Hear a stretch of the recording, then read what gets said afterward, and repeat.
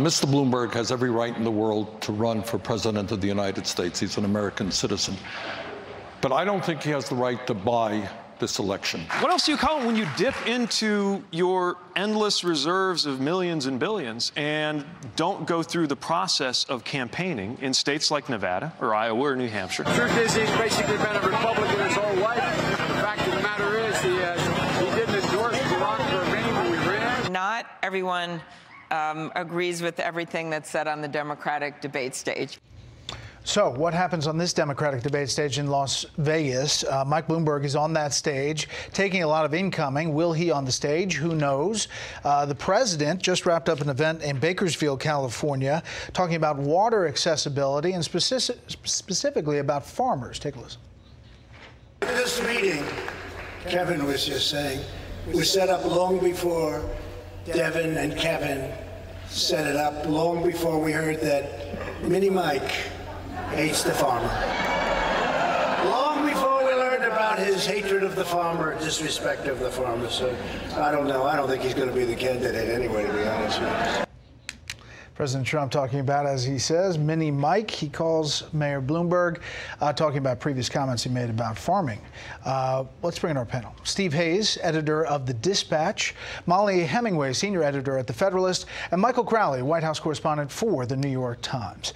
Okay, Steve, it just seems that going into this debate that Mike Bloomberg seems to have the target on his back, whereas Bernie Sanders is leading this race exponentially. You look at the latest ABC Washington Post national poll, he's up 8 since January. That's a national poll. And the RCP average on national, Nevada, and South Carolina puts him within striking distance of Biden in South Carolina in recent polls. Yeah, I mean, if you're a Democrat, this is not where you want your party going into these important debates and going into these important contests eventually into Super Tuesday. You've got two 78-year-old candidates, probably the leaders of the Democratic field, going after one another about their relative heart health at this point. That's not really the debate that you want to have. If you look at what Mike Bloomberg has spent so far, it's approaching $450 million through 2 contests which he didn't participate in. I mean, we've never seen anything like that. Never anything like that. I mean, for perspective, Hillary Clinton in her entire campaign in 2016 spent about $1.2 billion. Donald Trump won by spending roughly $650 million. So you've got Michael Bloomberg, before he's been a candidate anywhere, before he's been on a ballot anywhere, having spent what's approaching what Donald Trump spent in the entire thing. So this is totally new territory. I think Michael Bloomberg is likely to be the target of a lot of attacks tonight, which I think is sort of short-sighted. You can imagine why Democrats on the stage with him would want to go after him. He's new, he's a billionaire, he's a former Republican, he's not really from their party, so he presents an attractive target. But it's short-sighted because each one of those candidates wants to be the one left standing to take on Bernie Sanders, who's the strongest. It does not seem like any of those other candidates in the moderate lane are ready to get off the highway. It seems like they are still driving, even though the prospects, as you keep going along here, get smaller and smaller for some of these campaigns. Yeah, there does seem to be a perfect storm here where nobody has an incentive to get out at this point. It's still early. But I think it's also worth looking at how the Democratic Party itself led everybody to this situation.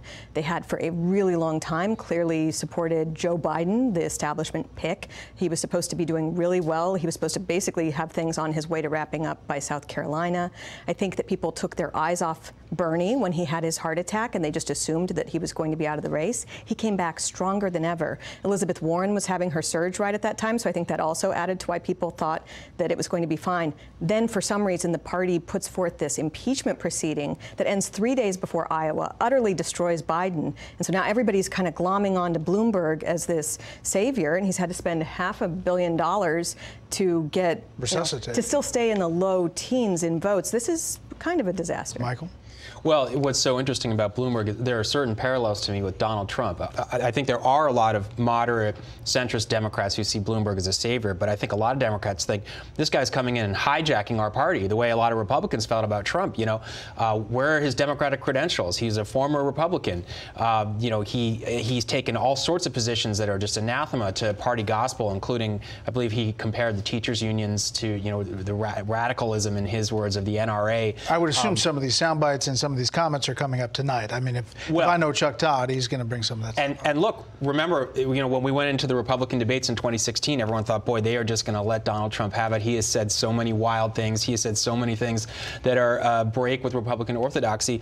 And Trump did a pretty good job of, number one, giving as good as he got. And I'll be very interested to see tonight whether Bloomberg is on his heels or hitting back and knocking his opponents off balance. Speaking of which, Bloomberg, March 2019, talking about Biden here, about Biden running for president. But take a listen.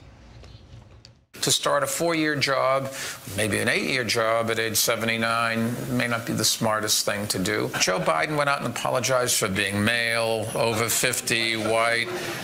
He apologized for the one piece of legislation, which is actually a pretty good anti-crime bill, which if the liberals ever read it, most of the things they like would be in that bill. So Mike Bloomberg turns 79 February 14th, 2021. And he's talking, about the prospect of, it is an issue, the age and the health. I mean, it may not be the issue they want to focus on, but it is an issue. If you've got two guys leading that potentially are older than Reagan was when he left office, sure, that's a big deal. Yeah, and we should know everything we can know about their health. I mean, this is why it's so problematic for Bernie Sanders to have reversed himself now and suggest that he's not going to put out his full medical records. I think we'll see this. This is a test of the proposition that Michael raises, and I agree with him. I mean, I think the question will be, what is the tolerance among Democrats who are looking for an alternative to Bernie Sanders for this kind of rhetoric from Mike Bloomberg? Do they say, we're going to go with Bloomberg because we think he gives us the best chance to take on Trump, and sort of swallow all of their concerns? I think that'll be hard for a lot of progressives. Molly, NBC Wall Street Journal poll about having some reservations or very uncomfortable with a candidate who is a socialist, had a heart attack in the last year, over the age of 75, self-funds own campaign, under the age of 40. Well, Bernie Sanders is 1, 2, 3 of the first 5. Mike Bloomberg is the 4th, and Pete Buttigieg is the 5th. Sure. They have problems on all of these scores. It's also true, though, that people tend to make decisions on a more personal thing than in the abstract, and Bernie Sanders is getting a lot of crowds. I do just want to say one quick thing about the comparisons between Trump and Bloomberg. You hear people say they're both New York brash billionaires. I think the big difference is that Bloomberg seems to have the support of the establishment in his party and the media, whereas Trump had to fight against those things, but he had the support of the people in taking on actual issues, immigration, interventionist wars, trade deals. And with Mike Bloomberg, clearly the establishment is willing to make this deal, hoping that he will be able to stop Bernie Sanders from getting enough of a plurality. Will the people be that way, though? I mean, it is amazing. If you think about Donald Trump, Bernie Sanders, Mike Bloomberg, I mean, this is the Bronx, Queens, and Upper East Side. Right. I mean, we might as well just all move to Manhattan and just cover it there.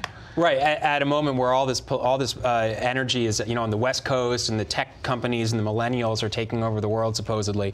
It's a bunch of old white guys from the Northeast. Nancy Pelosi, 80 years old, Speaker of the House. But I'll just say one last thing, Brett, that, 80 is kind of the new 70 or even 60. And so we're having these conversations now, and people are living, but, we laugh, and it's funny, but also people are living longer. They're staying sharper. And so it's somewhat of an interesting commentary on how we're sort of evolving as people, that these people are in the game. Like all the uproar about President Trump's health and whether he was healthy or not, and now it's like, are we going to get Bernie Sanders' health records? It's right. What do you need to know? He had a heart attack 4 months ago, and he's 78. Do you really need to know more than? I mean, you're either going to have a problem with that or you're not. Yeah. But I think it's another way Trump is changing politics. It's the same thing with Mike Bloomberg and his tax returns. There's less transparency. People are seeing what you can get away with. They release less because they see Trump isn't releasing things, and they think, well, why should I do it? And also, how much has he really been punished for it?